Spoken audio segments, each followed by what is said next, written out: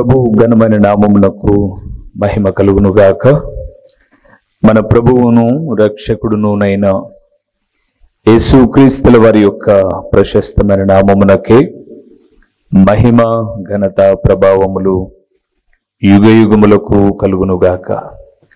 సర్వాధికారి అయిన దేవుడు ఆయన గొప్ప కనికరమును బట్టి మరొక శ్రేష్టమైనటువంటి శుభదినములో దేవుని మాటలు మనము ధ్యానము చేయుటకు దేవుడు మనకిచ్చిన ఈ గొప్ప సదవకాశమును బట్టి దేవాది దేవునికి మనము ఎంతగానో స్తుతులు చెల్లించబద్దులమై ఉన్నాము.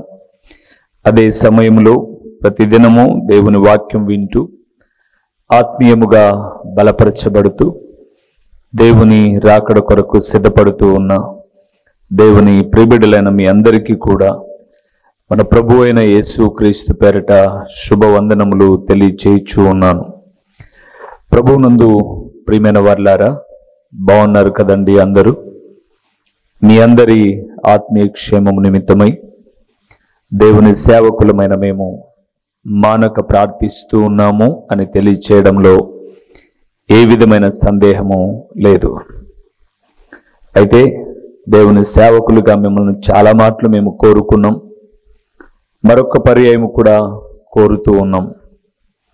మీరు మాకు ఈ వాక్యాలు ఏ రీతిగా ఉపయోగపడుతున్నాయో నేను ప్రత్యేకముగా మిమ్మల్ని అర్థిస్తున్నట్లు ఉంది.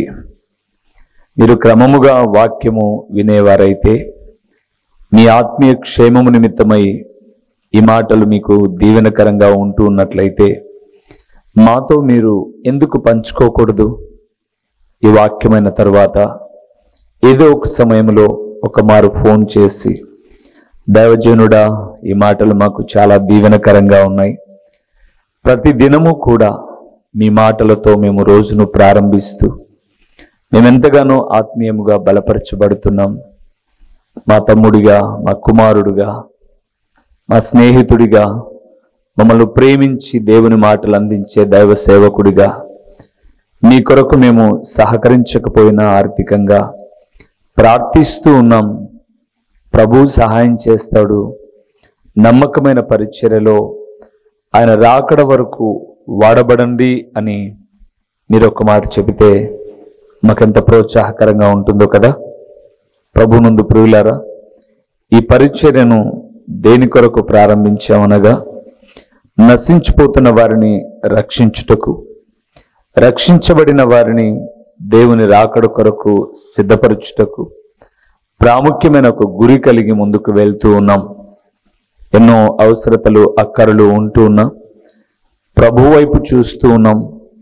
దేవుడే తన బిడ్డలను తన సాధనముగా, సహకారులుగా నిలబెట్టుకొని ఆయన ఉచితమైన కృపలో నడిపించులాగున ఎప్పటికప్పుడు మానక ప్రార్థిస్తూ ఉన్నాం. ఈ దినమున రేపటి దినాన ప్రభు చిత్తానుసారంగా ఒకే సందేశాన్ని వేరువేరు కోణాలలో మీతో మాట్లాడమని ప్రభువు చెప్పమన్నాడు. ఈ దినమున మనం ధ్యానం చేయబోతున్న అంశభాగము ఏమిటి అనగా, దేవుని నమ్మిన వారు ఏమి లేని వారై ఉండాలి. ఏమి లేని వారై. మన సందేశములో ప్రాముఖ్యమైన విషయము లేనివారై. అదేంటి దైవజనుడా, దేవుని నమ్మితే ఏమి లేని జీవితాలలో ఎన్నిటినో సంపాదించుకోవాలి కదా, మీరేంటి ఏమి లేనివారు అంటారు అనంటే ఇందులో ప్రాముఖ్యమైన విషయాలు దాగి ఉన్నాయి ప్రియులారా. ఏమి లేనివారుగా మనము ఉండాలని ప్రభువు కోరుకున్నాడో, తన బిడ్డలమైన మనతో హెచ్చరికలు చేశాడో ఆ మాటలు విందాం, ఆత్మీయముగా మేలు పొందుదాం. చాలా సంగతులు నా సందేశాలలో నేను పొందుపరిచి ఉంటాను, కానీ ఎప్పుడు ఒక 4 మహా అంటే ఆ సమయాన్ని బట్టి ఒక 5 విషయాలు మీతో మాట్లాడతాను. అయితే నా ఉద్దేశము బైబిల్ గ్రంథంలో నేను ప్రకటించిన 4 ఉన్నాయని కాదు, అలాంటివి ఇంకా కోకొల్లలు ఉన్నాయి. మీరు వాటిని పొందుకోవాలి అనంటే ప్రతిదినము నేను చెప్పే సందేశములతో పాటు ప్రతిదినము బైబిల్లో కనీసం ఒక అధ్యాయమైనా చదవండి. దేవుడు ఎన్నో విషయాలు మీతో మాట్లాడతాడు. నేను చెబుతూ ఉన్నప్పుడు ఈ మాటలు మనం చదువుకున్నాం కదా ఒకరోజు అని మీ మనస్సులో తెలియనటువంటి ఒక ఆనందం కలుగుతుంది. రండి, దేవుని నమ్మిన వారు ఏమి లేనివారుగా ఉండాలో, లేనివారై ఉండాలో ఈరోజు చూద్దాం. ప్రభు చిత్తానుసారంగా రేపటి దినాన దేవుని నమ్మిన వారు ఏమి లేనివారుగా ఉండకూడదో అది కూడా చెప్తాను. ఈరోజు ఏమి లేనివారై ఉండాలో చూద్దామా? హెబ్రీయులకు రాసిన పత్రిక 13వ అధ్యాయము 5వ వచనాన్ని ఒకసారి మనం చదువుకుందాం. ధనాపేక్ష లేనివారై మీకు కలిగిన వాటితో తృప్తి పొందియుండుడి. నిన్ను ఏ మాత్రమును విడువను, నిన్ను ఎన్నడును ఎడబాయను అని ఆయనే చెప్పెను గదా. మొదటిది ప్రభునందు ప్రియులారా, దేవుని వాక్యాన్ని మనం చూస్తున్నప్పుడు అపోస్తలుడైన పౌలు హెబ్రీయులకు రాసిన పత్రిక 13వ అధ్యాయము చాలా ప్రాముఖ్యమైన విషయములతో ముడిపడి ఉంది. సహోదర ప్రేమ నిలవరముగా ఉండాలి అని ఈ అధ్యాయములో చాలా ప్రాముఖ్యమైనది. ఆతిథ్యము చేయడం దేవుని నమ్మిన వారు ఎప్పుడు మరచిపోకూడదు అని, అలాగా దేవుని దూతలకే ఆతిథ్యము చేశారు అని చెబుతూ, మన క్రైస్తవులు చాలా మంది వివాహము అన్ని విషయములలో ఘనమైనది అనే పదాన్ని రాయడం మనం చూస్తూ ఉంటాం. ఈ 13వ అధ్యాయంలో 4వ వచనంలో రాయబడింది ఆ మాట. అయితే 5వ వచనము మన సారాంశములో ప్రాముఖ్యమైన విషయం కాబట్టి దేవుడు అంటున్నాడు, ధనాపేక్ష లేని వారై. ప్రభువునందు ప్రియమైన వారులారా, ఒక దైవజనుడిగా దేవుని నమ్మిన దేవుని ప్రియబిడ్డలైనటువంటి ఆత్మీయులైన వీక్షకులైన మీ అందరితో ఈ వాక్యం వినేవారిలో విశ్వాసులు ఉన్నారు, పెద్దలు ఉన్నారు, స్త్రీలు, పురుషులు, యవనస్తులు, యవనరాన్లు, మరి ముఖ్యముగా దైవ సేవకులు కూడా ఉన్నారు. అందరితో ప్రభు మాట్లాడుతున్నది మాట ఏంటంటే, దేవుని నమ్మిన వారిలో ప్రాముఖ్యముగా ఏమి ఉండాలి, ఏమి లేనివారై ఉండాలి అని చూస్తున్నప్పుడు హెబ్రీయులకు రాసిన పత్రిక 13:5లో అన్నాడు, ధనాపేక్ష లేనివారై. ఏమి లేనివారు? ధనాపేక్ష లేనివారై అంటే ధనము మీద ఆపేక్ష కలిగిన వారుగా, ఆశ కలిగిన వారుగా, దురాశ కలిగిన వారుగా, అది లేకపోతే జీవితమే లేదన్నట్లుగా, అది లేకపోతే మానవ జీవితమునకు మనుగడే లేదు అన్నట్లుగా మీరు ఉండమాకండి అని చెప్పాడు. ప్రభునందు ప్రియమైనటువంటి వారులారా, ఈ వాక్యము ప్రకటిస్తూ ఉన్నప్పుడు నేనేదో గొప్ప, మిగతా వారు తక్కువ అని విమర్శించడం లేదు. కానీ ఈరోజు చాలా మంది సేవకుల దగ్గర కూడా వేలు లక్షలు కాదండి, కోట్లకు పడగలెత్తిన క్రైస్తవ సేవకులు ఉన్నారు, క్రైస్తవ విశ్వాసులు ఉన్నారు, దేవుని సంఘములో పెద్దలుగా ఉన్నవారు ఉన్నారు. అయితే ఒక మాట నేను అడుగుతాను, విశ్వాసులు పెద్దల దగ్గరికి వద్దులేండి, ఇప్పుడు సేవకుల దగ్గరికే వద్దాం. ఈరోజు ప్రపంచములో, భారతదేశములో కుబేరుల జాబితాలో వారు కూడా ఒకరుగా నిలబడగలిగిన సామర్థ్యము కలిగిన దైవజనులు కూడా మన ఉభయ రాష్ట్రాల్లో ఉన్నారు. మీకు తెలుసు, నేను అంటాను, మాది ఒక చిన్న సంఘం అండి, మాది ఒక చిన్న సంఘం. మీకు అనేక పర్యాయం చెప్పాను నేను. మా సంఘంలో ప్రతి ఆదివారం ఒక 4,000 నుంచి 5,000 వరకు కానుకలు వస్తాయండి. ఆదివారం ఒక్కరోజే కానుక పడతాం. మిగతా ఏ కూడికైనా, అది ఎలాంటి కూడికైనా సరే కానుక పట్టం. ఆరాధనలో కానుక ఒక భాగము, అది ప్రభు దినాన మాత్రమే. కాబట్టి ఆదివారపు దినాన కానుకను, చందాను పోగు చేస్తాం, బైబిల్ చెప్పింది కాబట్టి. అంటే ఇప్పుడు మాకు 4 వారాలకు మహా అంటే ఒక 20,000 రూపాయలు కానుకొచ్చింది అనుకుందాం. ఇప్పుడు నేను చెప్తాను ప్రియులారా, టీవీ పరిచర్య, ప్రొద్దుటూరులో ఒక బాడుగ ఫంక్షన్ హాల్ తీసుకొని ఇప్పుడు ఆ బాడుగను చెల్లించుకోలేక ఒక క్రిందన ఒక షెడ్ వేసుకున్నాం. ఒక ఆయన మంచి మనసుతో 5 సంవత్సరాలకు తక్కువ లీజుకి ఇస్తే అక్కడ ఒక షెడ్ వేసుకున్నాం. ఆ షెడ్ వేసుకోవడానికి దాదాపు ఒక 4 లక్షలు ఖర్చు పెట్టాం. 5 సంవత్సరాలు ఆయన లీజుకి ఇచ్చాడు. నెలకింత బాడుగు ఇవ్వాలి. ఆ పన్ను మేమే కడతామన్నాం, వాటర్ ట్యాక్స్ మేమే కడతామన్నాం. ఇవన్నీ నెలకు ఇవన్నీ దాదాపు అండి దేవుని సేవ నిమిత్తమై ప్రతి నెల మాకు ఒక 30,000 నుంచి 40,000 రూపాయల వరకు దేవుని సేవకుడైన నా కుటుంబ పోషణతో సహా కలుపుకుంటే ఒక 40 నుంచి 45,000 రూపాయలు ధనము అవసరమైంది. ఇన్నేళ్ల సేవా జీవితంలో 25 సంవత్సరాలండి. 2025 సంవత్సరానికి నేను సేవలోకి వచ్చి ఎన్నో ప్రాంతాల్లో స్వార్థ కూడికలు ఏర్పాటు చేశాను. సొంత ధనముతో దేవుని సంఘ పరిచర్య, టీవీ పరిచర్య, యూట్యూబ్ ద్వారా వాక్యం వెళ్తుంది, స్వార్థ పరిచర్య ఉంది. ప్రొద్దుటూరు ఇటు పులివెందుల 2 చోట్ల పరిచర్యలు ఉన్నాయి. ఎక్కడికన్నా వెళ్తే ఏమిస్తారు అని అడగకోకుండా వెళ్తూ ఉన్నాం. ఏ రోజు కూడా ఒక క్యూఆర్ కోడ్ కానీ, ఒక ఫోన్ పే కానీ, గూగుల్ పే కానీ వెయ్యం. ఎవరైనా దేవుని పిల్లలు ఇస్తారులే, ఇచ్చే మనసు వారికి ఉంటే వారే ఫోన్ చేసి నాయన ఈ నెంబర్కి ఒక 500 వేయచ్చా అని అడుగుతారులే అని దేవుని పరిచర్యలో మేము ముందుకు వెళ్తున్నాం. ఈరోజు నేను ఎందుకు ఈ మాట అన్నానంటే, అందుకే విమర్శ అనుకోమాకండి అని, ప్రపంచ ధనవంతులను శాసించగలిగిన ధనమున్న సేవకులు తమకున్న ధనముతో కోట్లు ఖర్చు పెట్టి ఎవరో కష్టపడి దేవుని పిల్లలకు దేవుని వాక్యము చెప్పి వాక్యము ద్వారా వారిని బలపరిచి వారిని ఒప్పుకోలులోనికి తీసుకుని వచ్చి బ్యాప్టిజం ఇప్పించి రక్షించబడ్డానికి కారకులైనటువంటి అనేక సంఘ విశ్వాసులను డిజిటల్ పేరుతో దోచుకుని వెళ్తూ తమ ఫోటో పక్కన ఇంత క్యూఆర్ కోడ్, మరి బ్యాంక్ డీటెయిల్స్ ఎక్సెట్రా ఇవన్నీ వేస్తున్న వాళ్ళు ధనము లేనివారానండి? పరిచర్యలు చేస్తున్నామంటారు. నేను అడుగుతానండి, పరిచర్య ఎవరిది? ప్రభువుది.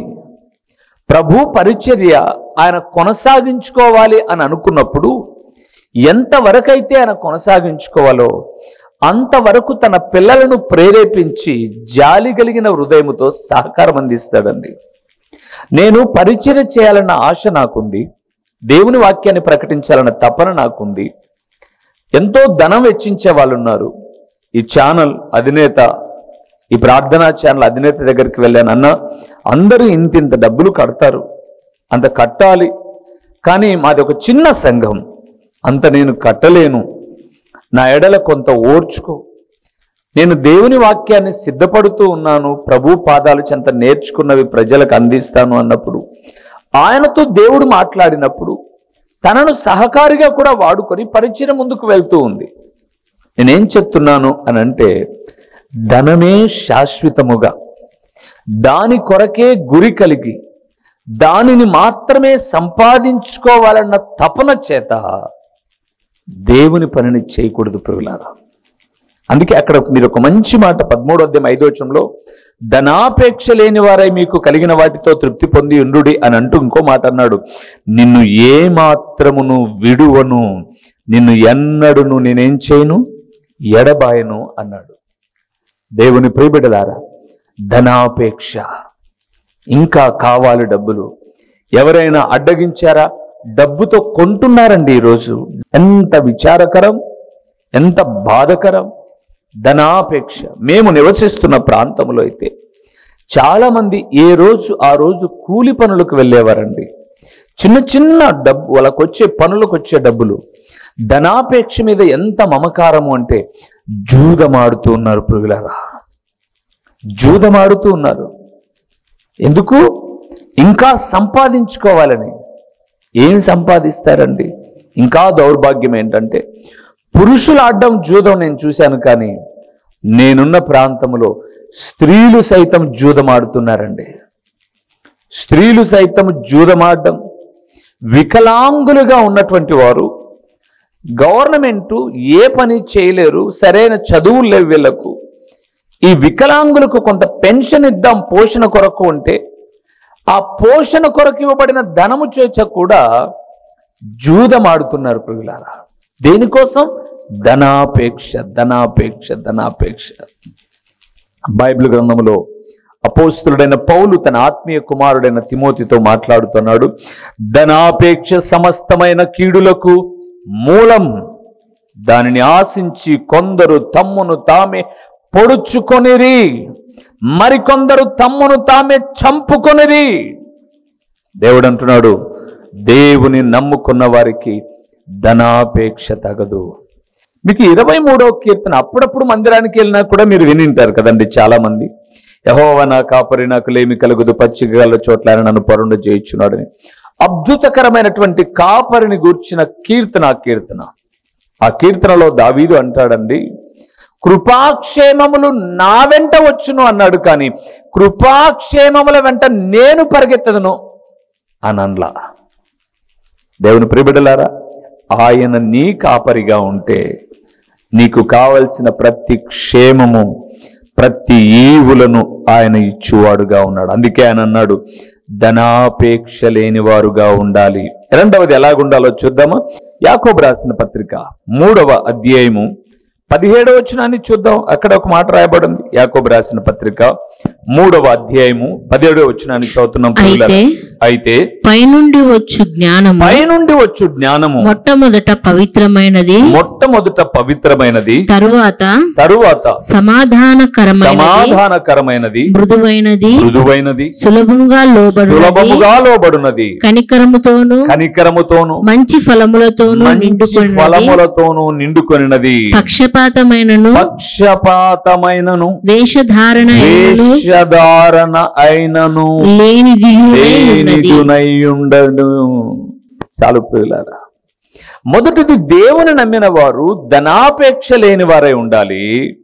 రెండవది దేవుని నమ్మిన వారు పక్షపాతము లేని వారై ఉండాలి. పక్షపాతము అంటే ఒకరిని ఒకలాగా చూసేవారు కాదు అని అర్థం.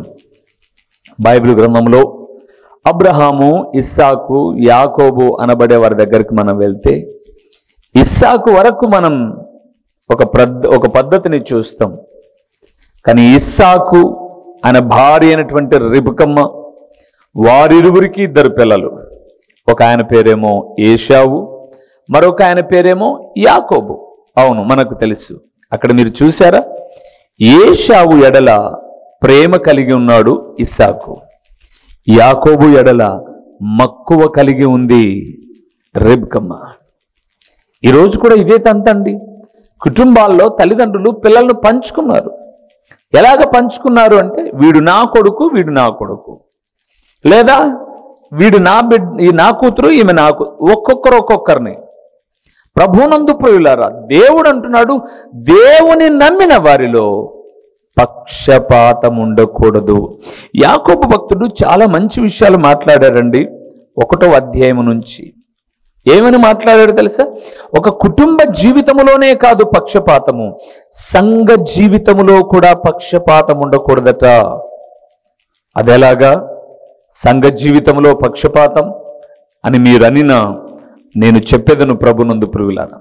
ఆ బైబిల్ గ్రంథంలో చెప్పబడింది. యాకోబు పత్రికని మీరు చదవగలిగితే ఒకడు బంగారు ఉంగరము పెట్టుకొని హుందాగా గౌరవప్రదమైన ఉద్యోగమో వ్యాపారమో చేసేవాన్నట, అయ్యా మీరు రండి, ఈ పైన కూర్చోండి కుర్చీలో అని అంటారట సంఘ విశ్వాసులు. అదే సంఘానికి ఒక పేదవాడు వస్తూ తను అంత ధారాళమైన అర్పణ అర్పించుకోలేని స్తోమత, దయనీయమైన స్థితిలో ఉన్నవాడిని చూసి, ఏయ్ నువ్వు వచ్చి కింద కాళ్ళ దగ్గర కూర్చో అని అంటారట. ఆయన అంటాడండి, మీలో ఇట్టి భేదములు పెట్టుకొని దేవుని ఆరాధిస్తూ ఉన్నారే, ఈ పక్షపాతము మీకు తగునా అని అంటాడు. ప్రభువునందు నాకు ప్రియమైన వారులారా, దేవుడు మాట్లాడుతున్నాడు ఈ సమయమందు. దేవుని నమ్మిన వారిలో పక్షపాతం ఉండకూడదు ప్రియులారా. పక్షపాతము అనేది పక్షవాతము కన్నా ప్రమాదమైంది. పక్షపాతము అనేది పక్షవాతము కన్నా, ఇంగ్లీష్లో పారాలిసిస్ అన్నారు కదండి, దానికన్నా ప్రమాదమైనది. అందుకే దేవుడు అక్కడ అన్నాడు పక్షపాతము, రెండవది వేషధారణ అన్నాడు. అక్కడ మూడో విషయం పక్షపాతము ఉండకూడదు, లేనివారుగా ఉండాలి. మొదటిది ధనాపేక్ష లేనివారుగా ఉండాలి, రెండవది పక్షపాతము లేనివారుగా ఉండాలి, మూడవది అక్కడే యాకోబు రాసిన పత్రిక 3వ అధ్యాయం 17వ వచనంలో అన్నాడు వేషధారణ లేనిదునై ఉన్నది అన్నాడు. ఏముండకూడదట? వేషధారణ లేనివారుగా ఉండాలట. ప్రియులారా, మన ప్రభు ఎలాంటి వాడు అంటే వేషనైనా క్షమిస్తాడు కానీ వేషధారణను క్షమించడు. ప్రియులారా, ఈరోజు చాలా మంది భక్తి జీవితంలో నటన ప్రియులారా, నేను చూస్తూ ఉంటాను. అప్పుడప్పుడు ఈ నటన గురించి చాలా మాటలు వివరించాను. నేను అప్పుడప్పుడు మధ్యాహ్న కాల సమయంలో భోంచేస్తున్నప్పుడు కొన్ని ఛానల్స్ ట్యూనింగ్ అప్పుడప్పుడు మారుస్తూ ఉంటానండి. శుభవార్తని, ఆరాధనని, మాకు ఒక 2-3 ఛానళ్ళే వస్తాయిలేండి. శుభవార్త, ఆరాధన, నిరీక్షణ, ఏదో ఒక 3-4. అప్పుడప్పుడు నేను ఆ ఛానల్స్ను అప్పుడప్పుడు చేంజ్ చేస్తూ కొద్దిసేపు చూద్దాం ఏం చెప్తున్నారో, మంచి విషయాలు వింటాను. ప్రియులారా, అక్కడ వింటున్నప్పుడు కొంతమందిని చూస్తాను.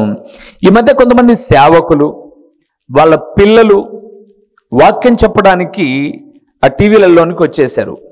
ఎందుకంటే వారసత్వంగా వచ్చేసింది. పిలుపు ఉండక్కర్లా, ఈరోజు సేవకు దర్శనం ఉండక్కర్లా, ఆ సువార్త ఎడల భారం ఉండాల్సిన అవసరంలా.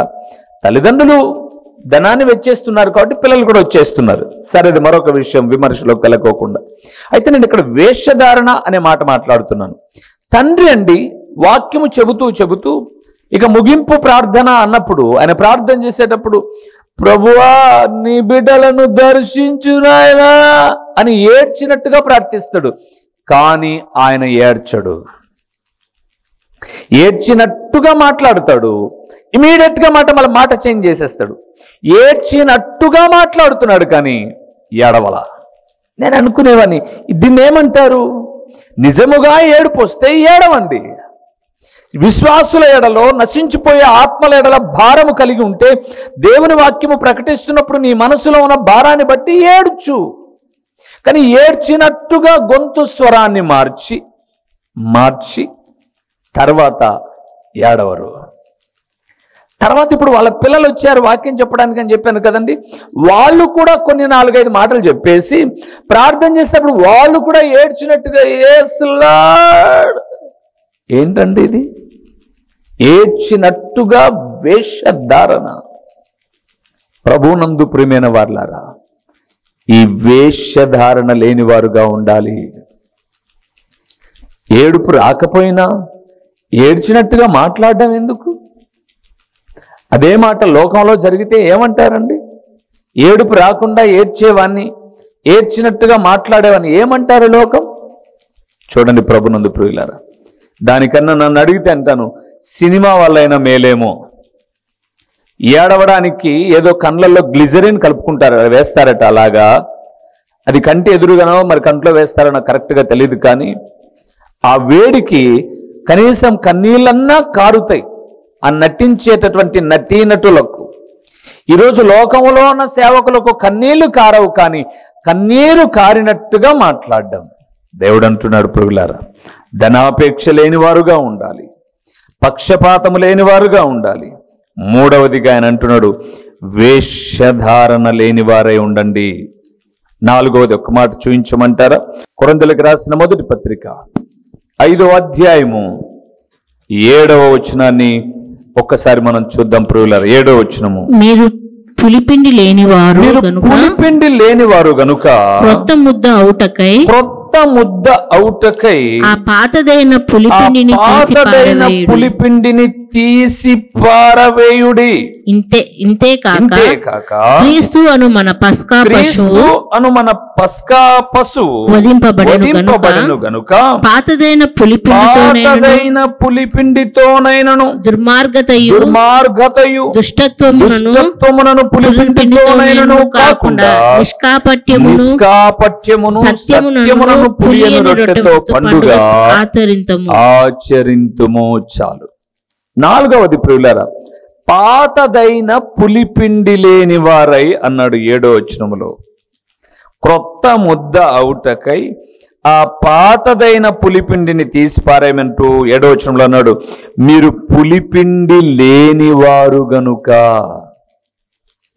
ఏంటి పులిపిండి అంటే? యేసు ప్రభుల వారిని నమ్ముకోక ముందు 8వ వచనంలో అన్నాడు, ఏ దుర్మార్గత, ఏ దుష్టత్వం అనే పులిసిన పాతదైన స్వభావాలు ఉన్నాయో అవి తీసివేయండి అని చెప్పాడు. ప్రియులారా, ఈరోజు ఈ మాట వింటున్న దేవుని కుమారుడా, దేవుడు మాట్లాడుతున్నాడు.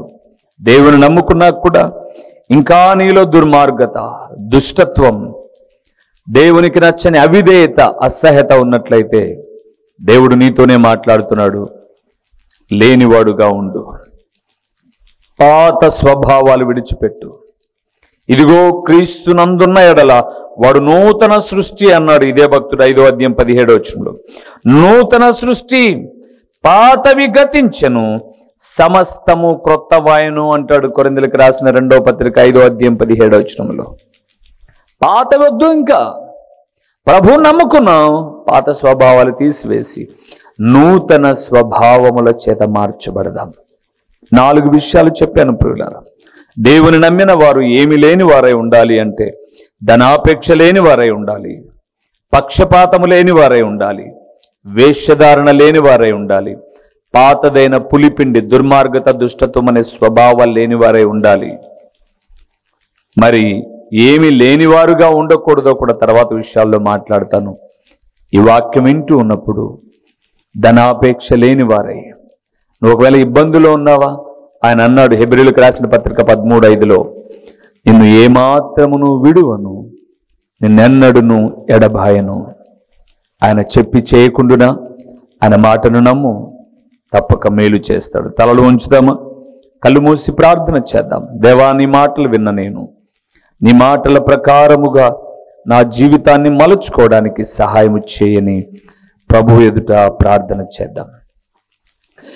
మహిమ స్వరూపివైన మా ప్రియమైన పరలోకపు తండ్రి, మహోన్నతుడమైన దేవా, నీ ఘనమైన నామమునకు స్తోత్రములు చెల్లిస్తూ ఉన్నాము నాయనా. నిన్ను నమ్మిన ప్రియబిడలమైన మేము ఏమి లేనివారుగా ఉండాలో మీరు సూటిగా తేటగా నాతో మా ప్రియులతో మాట్లాడినందుకు స్తోత్రములు తండ్రి.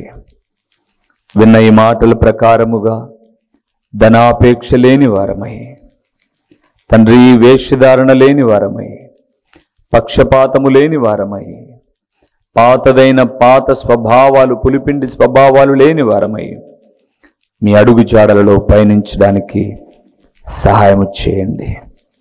ఓ తండ్రి, ప్రకటించబడిన పరలోకపు సంగతులు వ్యర్థముగా పోకుండా సారవంతమైన నేలను పడిన విత్తనము వలె 30 60 100 ఫలింపచేసి మీ ఘననామానికి మహిమ ఘనత ప్రభావములు మీరు కలుగు చేసుకునమని ఎంతైనా నమ్మదగిన దేవుడవైన మీకు స్తుతులు చెల్లించుకుంటూ యేసు నామములో అడిగి పొందియున్నాము తండ్రి, ఆమేన్.